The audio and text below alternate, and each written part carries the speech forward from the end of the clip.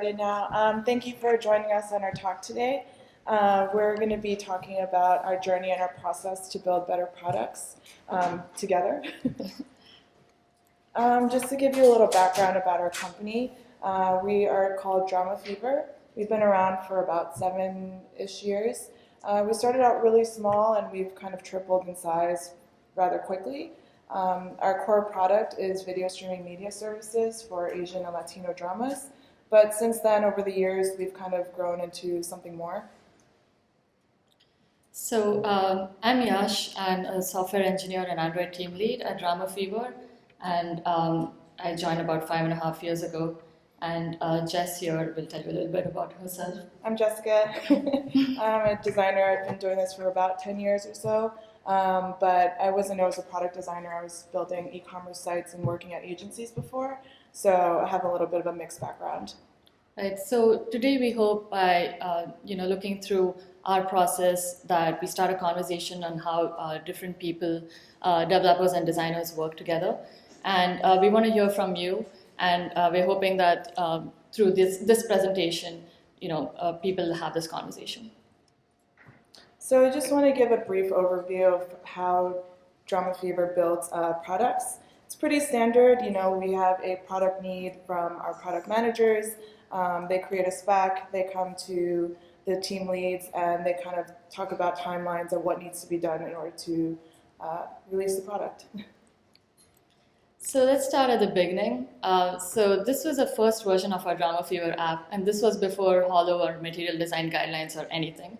So this was our mock-up, and I think we used a prototyping tool called Balsamic for this. And this was before we had any designers, and we had one developer on the team, which was me. And we were like 5 engineers, and each engineer doing different things. So one afternoon, we decided to make a native Android app, and we were like, what are the apps out there that are into media streaming? And the only one out there was YouTube at that point. So we looked at the YouTube app and basically came up with a design one afternoon, and that was our first native Android product. So the thing to note here is that you can see the skeuomorphism in the phone design, that this was again pre-material, pre-hollow, so it was just not very pretty at all. And over the years, we, as Android was developing as a platform, we were also growing as a team, and we got two more engineers on the Android team. And at that time, our designer took a Nexus tablet at home, Nexus 7 home, and he was working, he was just trying to figure out how does this platform work, because a lot of designers tend to come from a background where they are more familiar with Apple products, and they use like Mac devices and iOS devices. So he spent about 7 days just understanding the Nexus, just understanding the Android paradigms, and he came up with this design. So 3.5 developers worked on this, and we were able to get this released in 2014, but a month after we released, they announced material design guidelines at I/O. So we had to go back to the drawing board. Around the same time, we had a partnership with AMC. They were really impressed with the product that we had and wanted to do the same for 2 different categories. One being documentary channel called Sundance Club, and the next being a horror channel. One thing to note here is that while they just released the second version of DramaFever app, these were 2 original designs that had a unique code base. So we put our developers to work. And they were launching at similar times, right? Right. So this was again 2014, and material design had just come out, so you didn't even have like design support libraries and all of that stuff. So we were just making different designs for different products. And in around 2015, 2016, we got more designers, we had more developers, 5 developers on the Android team. At this point, we decided let's tackle material design. And we started off with our product DramaFever, one of our properties, and one of our designers worked with Google's designers, and came up with all of this designs, and we made sure our brand was more prominent in here. The mascot that we use for DramaFever is this pig rabbit, because our demographic is very young. And so we used all these elements to basically infuse the brand personality.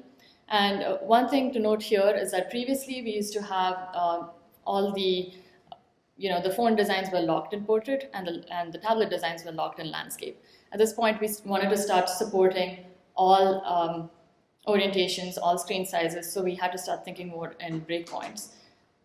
Another thing to note, if you want to just go back for a second, is that since 2001, you could see how much our brand has evolved. So we are at the same time updating our UI, updating our brand and our experience, as well as updating from the tech side. So there was a lot going on.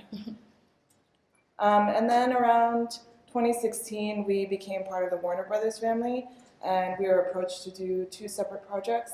The first one is Warner Archive, which is more based for an older audience. The thing that was interesting about this is that we took the material design that we had used for DramaFever, and we compared the components and what was similar, and then we were able to use we were kind of able to approach it from a brand perspective, take the colors, update it, and the designers were kind of shocked to see how much things could change just by changing the colors and kind of creating a unique experience for that, but using the same exact framework. So the last product we released, we were working on this in the last 3 months, is Boomerang in partnership with Turner's Cartoon Network. And this is another media streaming app, and this is for ages 5+. So we had to focus on just images to hold kids' attention. So what we started doing was, before with Shudder and DocLab and DramaFever, we were not thinking of having one code base that we could reuse common components in. So with the past 3 products, we've started doing that with Warner Archive, with DramaFever, with Boomerang. We've started making sure that we make sure that all the common components are in one place, and then we were just experimenting with the styles and designs. The thing to note is that with each new product that we built, we were able to output them faster. So Boomerang and Warner Archive, I think, were done within 2 months, whereas DramaFever was done about 6 to 8 months. But we noticed that we were building more products, and because we were building more products and our company was growing, we had a lot more team members to hire. And with a lot more team members and a growing company, we also had shorter timelines as we were trying to make time for a lot of different things. This is when we kind of wanted to reevaluate our process and our workflow. We saw that we can fix a couple of things in our process, so we got to it. I mean, yeah, we figured out I needed to talk to the developers more, our team. Yeah, and we were like, we need to talk to our designers more. So from the developer side, we recognized some constraints when we got started on a new project. Excuse me. So one of the things that we first want when we start a product is that what are the colors, what are the dimensions, what are the fonts that we're using, a kind of journey map so we can figure out navigation between different screens. And we wanted to support all these screen sizes and densities and various breakpoints as well. So these are the things that we want before we get started on a project. And while these things were something that we're used to, the designers at DramaFever have to design for iOS, Android, Roku, Smart TV, game consoles, and web. So we have a lot to do, and we're trying to stay consistent, but there's designers working on different things at the same time. And we also wanted to make sure that whatever specific specs are for that platform, that they translate into the design. So that being said, and understanding our constraints, we decided that one of the first key things to do was communicate with each other. Not to say that that's not what we were doing in the past. We have Slack. Most of the developers are in Philly, and the creative team is in New York. So we kind of got together. We all went to Philly one day and decided to talk about something that we realized was a problem. The main thing being, because we design for so many different platforms, we're supposed to have a 6-month rotation where we're exposed to different platforms at a 6-month time. But we realized there was a knowledge transfer problem. So we weren't telling each other what we were learning, and we weren't talking to our developers about things that we were finding out on our end. So we decided a quick and easy win was to create a designer's guide to Android. It's a really brief overview about Android and what people need to know. Basically, considering the bus factor is like one of us gets hit by a bus, that we can continue working and our developers won't be worried about who they need to teach and reteach certain things. We also use Sketch a lot at DramaFever. It's a tool that we like to use. It's really good for outputting assets really easily. There's a lot of plugins. We use Craft Manager a lot, and we use them specifically to build the products that we do. We don't use Photoshop. And once we are finished building these products, when we're ready to launch them, we used to use Zeppelin. So Zeppelin was a tool that was used to allow for our developers to get specs, font sizes, dimensions, anything that they needed, including assets. And the developers were really happy with it because it's very simple and easy to use. We moved over to Invision, which we thought had a lot more tools and a lot more capabilities, and we didn't realize that our developers actually didn't like it at all. They were very upset. So we decided to create a quick guide in the same vein of using Google Docs. We didn't want to go too crazy with the type of process that we were trying to use, and we just wanted to get the information out there. So we created another Google Doc called the Developer's Guide to Invision. I just took screenshots of little things to kind of teach the developers, like, this is what this is for, this is what this is for. We did some tests with the developers, and they were very happy. So far, so good. So on the other end, we use some designer tools as well. So as you know, in material design, everything is laid out on an 8DP grid, baseline grid. So when we design something, we show this to our designers, we screen share with them, we tell them that when designers tell us to do some pixel pushing, we show them that this is within the 8DP grid, and then they can make the decision to whether move it or not. There are a lot of helpful tools out there that help us do this. Material Queue, keyline pushing, designer tools, all of these are available on the Play Store. We also use a lot of collaboration tools. Jess mentioned Slack and GitHub. So most of the conversations we have in real time are on Slack, and then our designers and developers speak to each other and decide on something, and that information goes into GitHub. In GitHub, we use a Chrome extension called ZenHub.io, and this is something that helps us do swim lanes and agile processes. This was before GitHub came up with projects. So with these collaboration tools, we're able to talk to our designers every day and able to make changes iteratively. Also, a lot of things that our designers struggled with was terminology. We kept talking about wrap content and match parent and DP and HDPI, and they were like, we don't understand this at all. So we did some internal presentations where we told them the difference between wrap content and match parent and why this is important. Because as you rotate the device, as you see the same layout on different devices, you can see that match parent will kind of fill the entire width, but wrap content will wrap around the text. So by having this conversation, designers were able to better understand Android's kind of guidelines. Yeah, and I will say, I think Mark Allison touched upon this yesterday if you guys went to his talk, but we were speaking different languages. We have different terminology for the same exact thing. So when they would request certain things, we wouldn't really understand what they were saying, but we were actually speaking about the same thing. We just didn't know how to translate those things together. So that was communication. I want to talk a little bit about process. And I know process varies from company to company, but this was something our designers, developers, our QA, our product team all sat together and came up with. This was not something that we were like, okay, we'll just do agile. It was something we tried and tested and came up with. So as I mentioned before, at the start of every project, we want a bunch of designs from our designers, style sheet, journey map, breakpoints. And when we start on a particular project, we need to make sure we speak to the backend developers to know that we have these API calls, make sure our tech stack is what we want, and also we need to estimate everything because we need to keep the timeline in mind.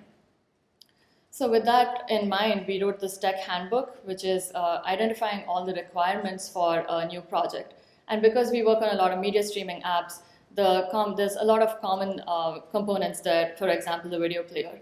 But some of these projects have different needs and requirements, so we kind of have this checklist, and we go through it at the start of every project where we have a kickoff with all our designers, developers, and product people. So on that, we realized that while they have a tech handbook, we don't really have our own runbook. There's a lot of designs that need to be done before we release a product, and we kind of didn't want that to be an afterthought. So we just have a list of things. I think we're still compiling this, but that we're going over with Yash and Jacob over here about things that we need to consider, other than just the top-level designs. So I want to talk a little bit about agile processes. As I mentioned, we use ZenaBio, which is a Chrome extension on top of GitHub.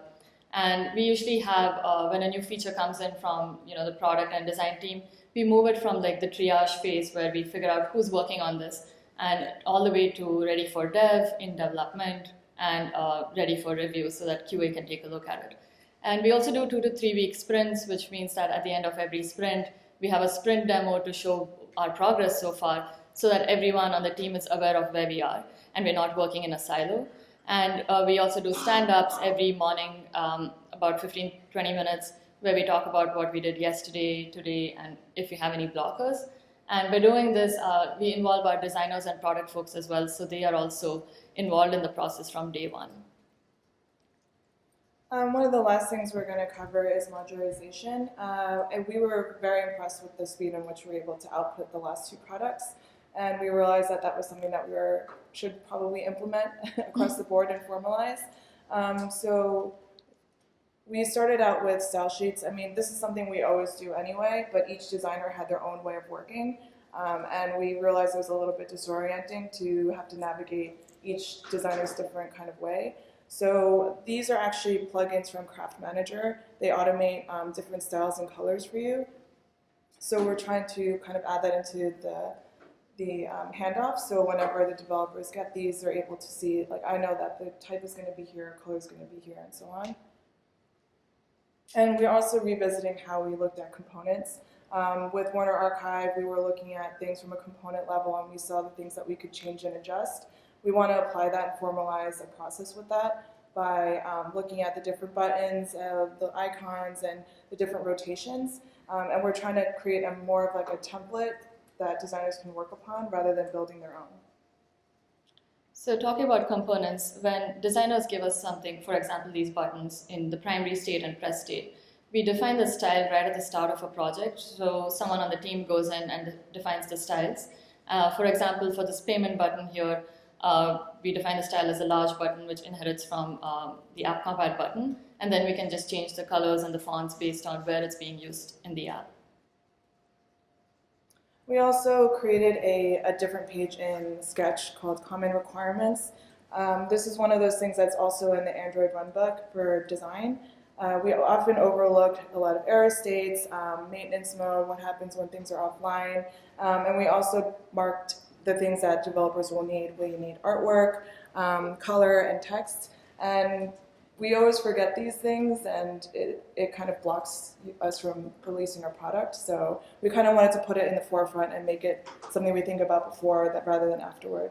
Right. So things like pagination, error states, placeholders, when you're not connected to the internet, all of those things are things people think of at the end, and we wanted it to start right, think of it right at the beginning. Yeah. So which brings us to the whole breakpoints thing that I was alluding to before. When we started off with material design, we identified 6 breakpoints that made sense for us. We call it small, medium, and large.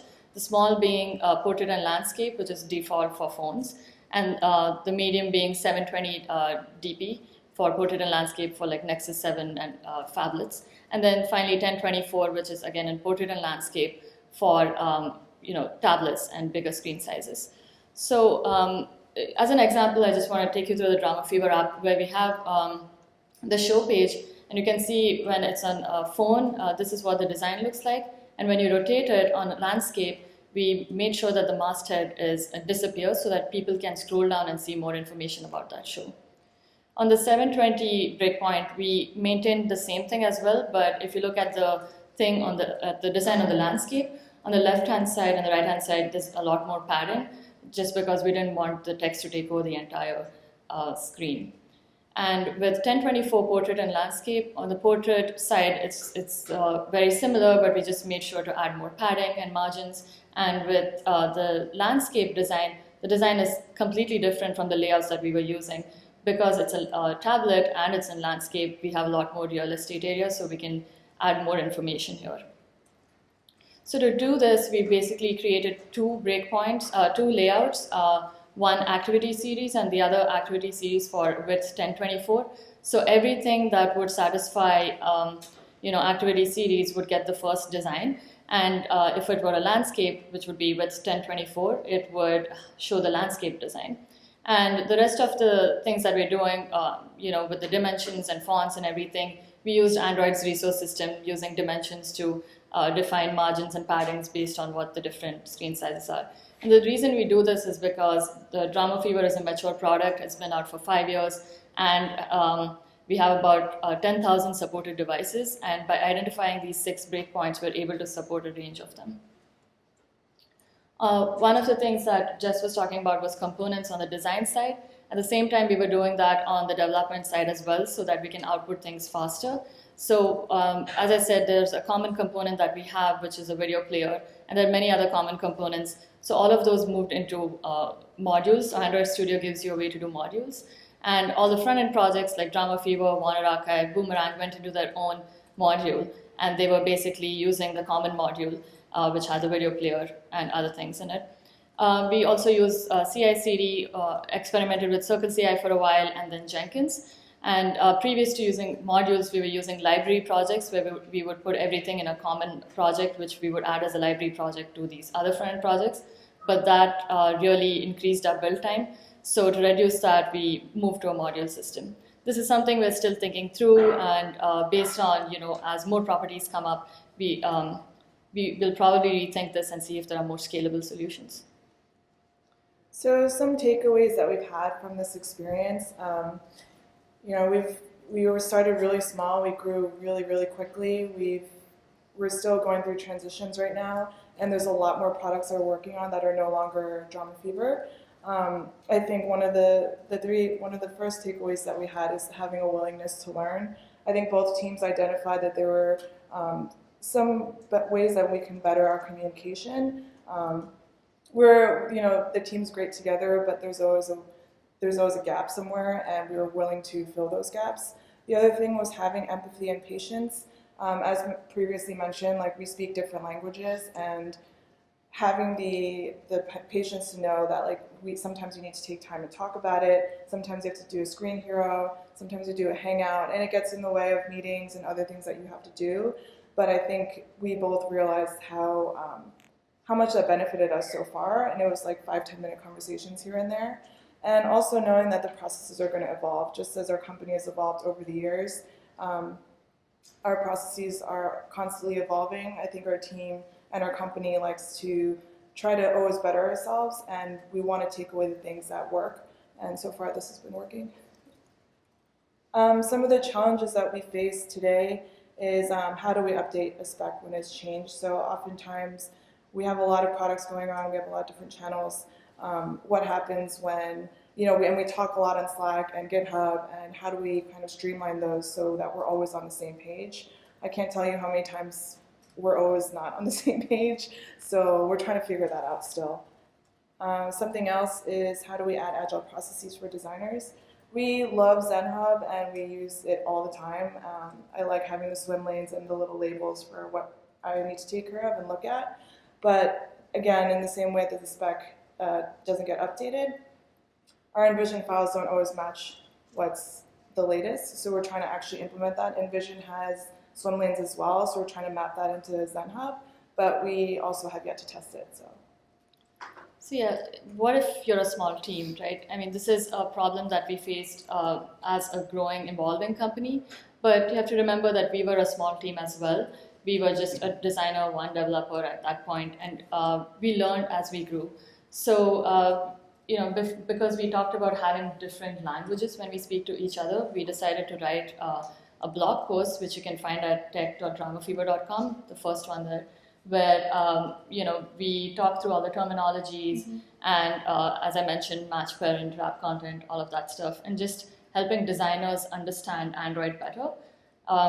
It's just the first part of a series, of course. A series for sure. Yeah, because there was too much to cover in one blog post, but this is something we're working on so that if you want to have a conversation with your designer, instead of telling them, here, go to materialguidelines.com and read all of this, this is just like a primer to get them started. So that's it. Thank you so much for coming. If you have any questions, we're ready to take it after this talk. And you can tweet at us at these handles. So if you have any questions, any thoughts on processes, please come and talk to us. And we love to hear your processes because we're still learning. So Thank you. thank you.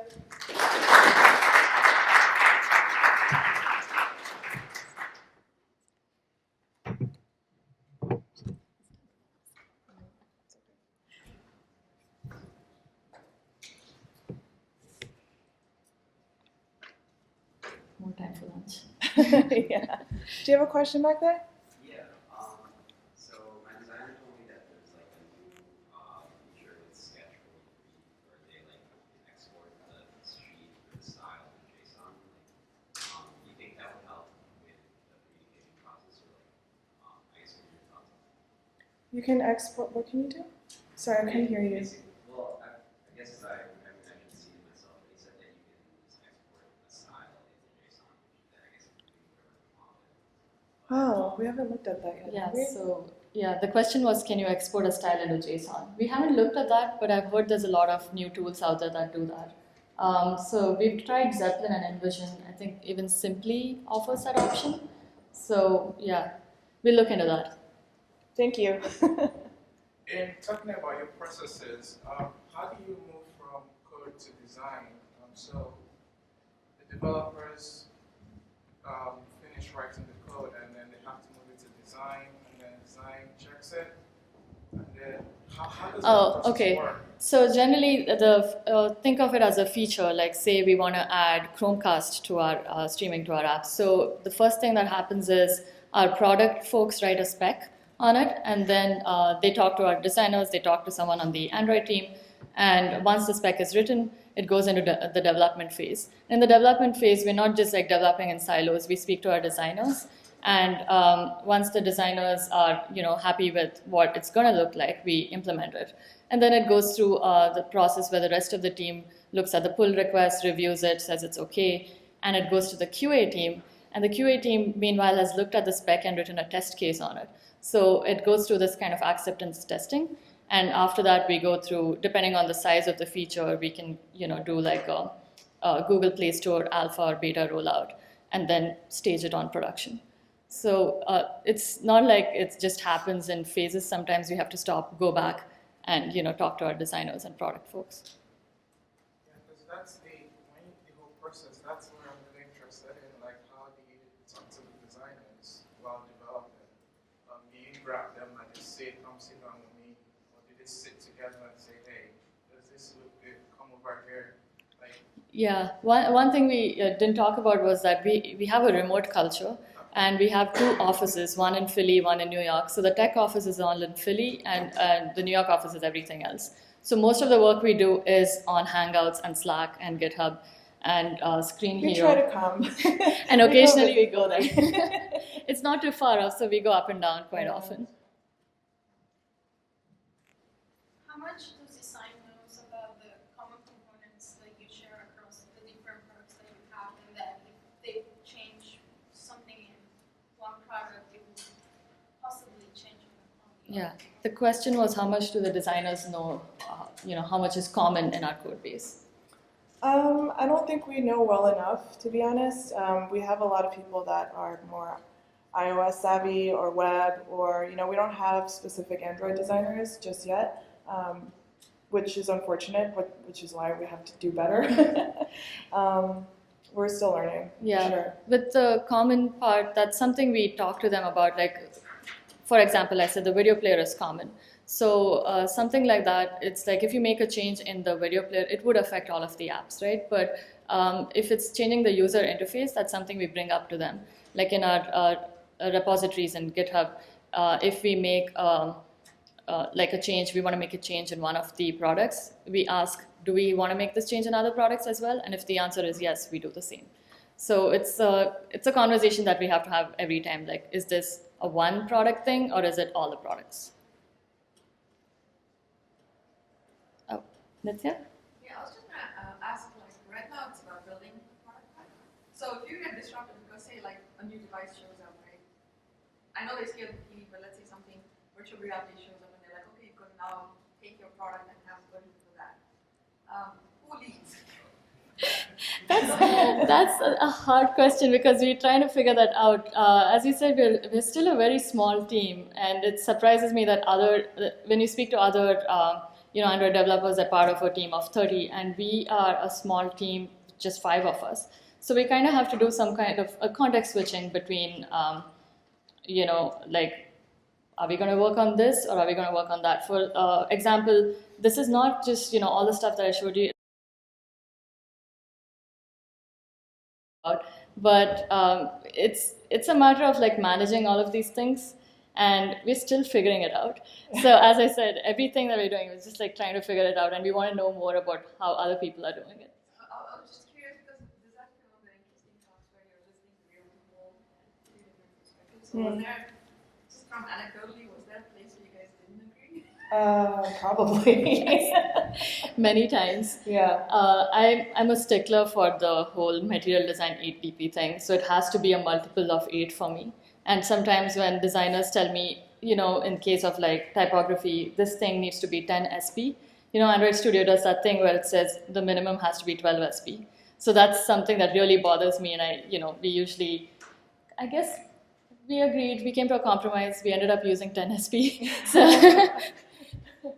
So yeah, it's a conversation. I guess we really like each other. Yeah. We've used That's the thing. Is like generally New York and Philly, we really like working with each other. So anytime there's a little bit of disconnect, we work it out, or we agree to disagree and just move on. Yeah. But I will say that we've had enough arguments in the past or disagreements where we're like, okay, like let's create a process, let's talk it out, let's not have the same issue over and over again, and move forward and do better. So. I really like the idea of like publishing those kind of cheat sheets and how things with each other. Yeah, I mean, there's material guidelines, but like Yash would always just send me there when I had a question, and sometimes it's a lot to handle. So we try to like make it very brief, so there's just at least as an overview, and the rest is up to the designer to figure that out. So. I think Rabish had a question. Any reason you guys shifted from Zeppelin to Invision? That's the ongoing question yeah. with all our developers, our creative directors. Yeah, we really loved Zeppelin. Yeah. And I think Invision gave, at that point, I think the design team thought that that Invision gave them a lot more than Zeppelin was offering. Yeah. I think we're still trying to figure that out. We still don't like Invision that much. They still tell us they don't like it. So for Invision, there's just a lot more tools. We're noticing one of the main issues though is assets. So you're able to export assets. So when you're in Sketch, you have to make that asset exportable, and then the developer can just grab it. Not all of the designers do that, and so there's another tab where you just download all the assets, which doesn't make sense either for updating something. They also provide links to share assets, but it just gets really confusing. But we initially did this because we thought there was a lot more tools there. They had swim lanes, they had inspect, which is actually in beta, so oftentimes when Yash was looking at some of my stuff, she'd be like, I can't access this because I have this issue, and I wouldn't be able to access it, so... there's a lot of syncing issues, so it would just like keep loading on the inspect mode screen where you want to click on an element and see what the width or the height should be. Zeppelin would do that out of the box, but this is still in beta mode on Invision. And we also like the fact that there was history, a record of the history and activity and who was looking at it. It just made it easier for us to know like if this person had seen it, if not, like who would we share it with. So yeah. We're sticking with it for now. Sorry, guys. I think someone back there had a question first. No, I think it was you. So I have a lot of questions in this area because where I work, they're all iOS designers. Oh, I didn't touch on that. Yeah. So, like in talking about your guidelines that you create, do you have a template of what should be there? I mean, so that it's not like I'm going to create a guideline and I'm just going to copy material design website because we dumped it there. So Yeah, I mean, Yash and I actually sat down for several hours, and she was like, these are the things that you guys are always forgetting or missing, and these are the things that we need to know. These are the basic things that we think that you guys should understand before building an Android app. And so we talked about it a lot. So and if she saw something that was kind of ported over from material design, she would say, like, that's from material design, let's make sure that we link that so they can see things in more detail. So we put in a lot of work to do that. So. Yeah, we talk about it in the blog post as well, and I know it's going to be like 4 or 5 more posts because this is just like the beginning. But we're hoping that we just, start with a little information, not like an information overload that material design guidelines has. So I think that's it. I don't want to hold you all back, so if you want to go for lunch, we can take more questions afterwards. Thank you all. Thank you.